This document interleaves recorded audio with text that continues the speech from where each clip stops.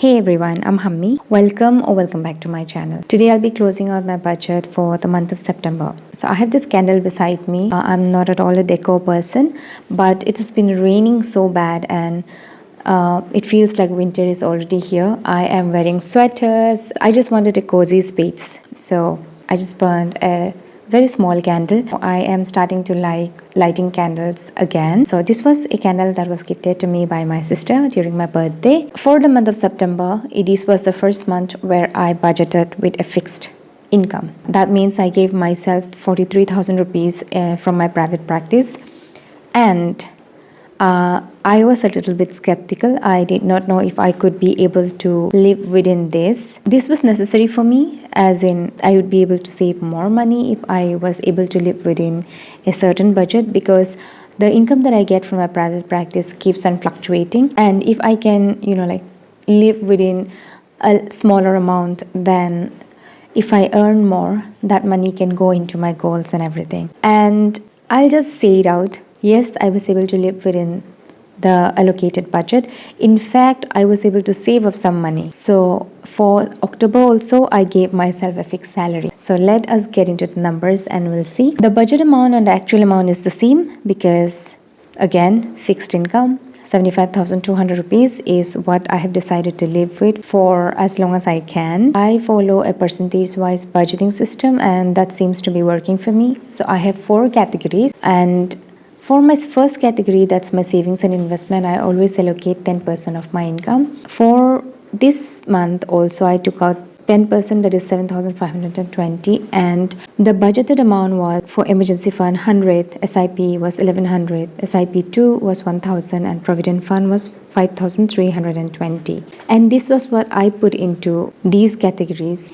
in actual also. And so the savings and investment was 10%. And then coming to my second category, that is my fixed costs and utilities, I allocated 58% of the 75,200 rupees when I did the budget. And there are some categories where the actual expense was exactly how much I budgeted for. So these are the ones that I've already written out. Life insurance 2460, same. Siblings fund 1000, same. Room rent is 45, this is fixed.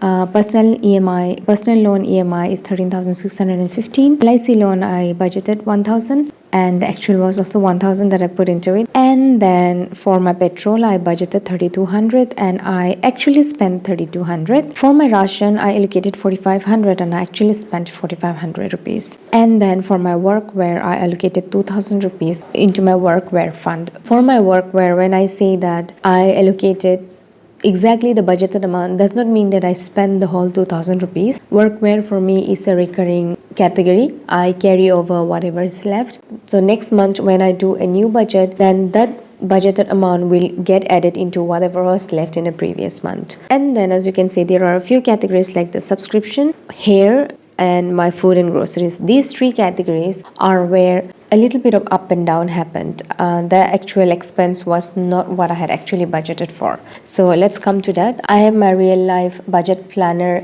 here and I'll be taking this as a reference. So for my hair category, I budget 1,100 every month, and for September also I did that. And this is to buy a hair color and also to pay for the coloring charge. But last month, out of the 1,100, I only spent 526 rupees.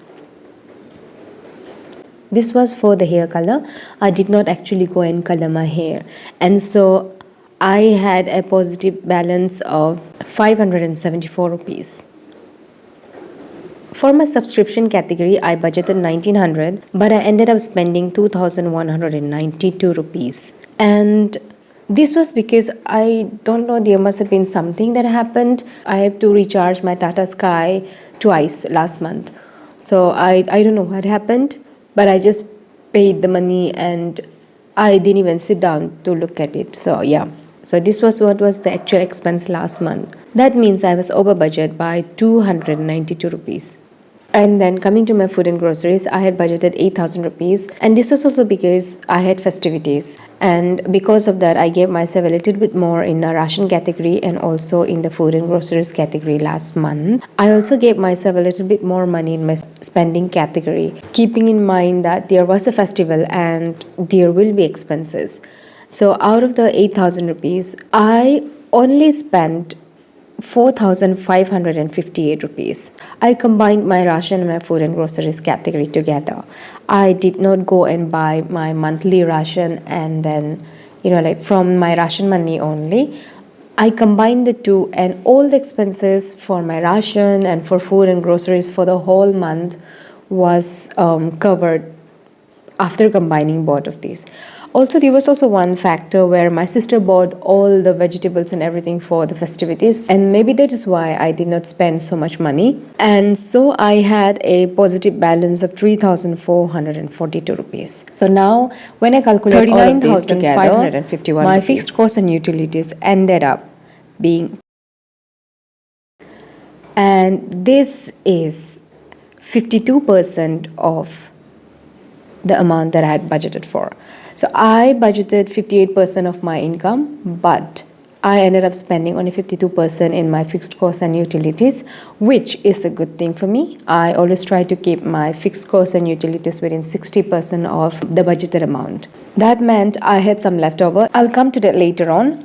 And then for my sinking fund, I had budgeted 4,500, which is 6% of the amount that I'm budgeting with. And I did allocate 4,500 into it. There was no difference. So this is 6%. And then when it came to my spending, I did spend a little bit more than what I had budgeted for. It was 21,537. This is 29% of my income. So this meant I was over budget by 1,632 rupees. So there are two categories where I overspend. Overspend as in I spent more money than I had budgeted for. But there are also two more categories where I underspent, where I spent lesser money than I had budgeted for. So now let us do the math and let's find it out. This total, if we add up, it's 75,200 rupees. And this total, if we add up, let's see. So this is a total of 73,108 rupees. This is what I actually spent. So if I subtract 73,108 rupees from 75,200 rupees, that meant I have a balance of 2,092 rupees. So what I did was, the negative balance that I have in both of this category is 1632 plus 292. So the negative amount, I went over budget by 1924. Over budget amount is 1924, and the positive balance is 3442 plus 574, that is 4,016 rupees. So let us subtract this. I'm sorry, I'm writing it down, like upside down, but 4,016 minus the negative balance, that is 1924. I have a balance of 2,092. So this is correct. And this amount that I had balanced, this I put into my security deposit. The total budget was 75,200 rupees. The expense was 73,108 rupees. And then the difference is 2,092 rupees. So this is how I spent my money in the month of September. I did not go over budget. I did not have to take out money from my savings. And in fact, I had money left over, which I was able to put into my savings goals. So this is all I have for today. Thank you so much if you're still here watching. I hope to see you in my next video. Until then, take care and bye-bye.